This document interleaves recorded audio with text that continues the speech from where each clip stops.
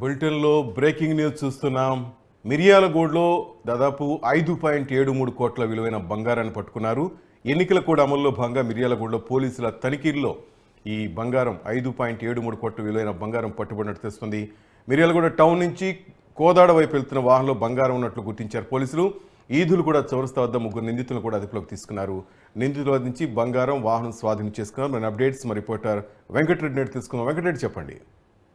Good evening Srinivas. ఇక నల్గొండ జిల్లాలో ఇక 5,70,00,000 రూపాయల విలువ కలిగినటువంటి 13 కిలోల బంగారాన్ని మిర్యాలగూడ పోలీసులు కాసేపటి క్రితమే సీజ్ చేయడమే కాకుండా ఎన్నికల కమిషన్ దృష్టికి కూడా విషయాన్ని తీసుకెళ్లడంతో పాటు ఇటు స్థానికంగా ఉన్నటువంటి జిల్లా అధికారులు ఎవరైతే ఉన్నారో ఎస్పీ కలెక్టర్లకు కూడా సమాచారం అయితే అందించారు.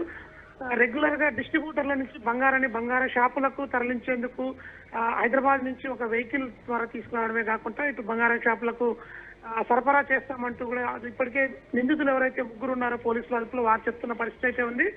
ఎన్నికల కోడ్ అమల్లో ఉన్న నేపథ్యంలో పార్లమెంటు ఎన్నికలకు సంబంధించి విస్తృతంగా జిల్లా పోలీస్ శాఖ కూడా తనిఖీలు నిర్వహిస్తున్నారు. అయితే మిర్యాలగూడ పోలీసులు ఈదలు కూడా చౌరస్తాలో ఏర్పాటు చేసినటువంటి ఎన్నికలకు సంబంధించిన చెక్ పోస్ట్ వద్ద ఈ వాహనాన్ని అయితే అడ్డుకోవడం జరిగింది.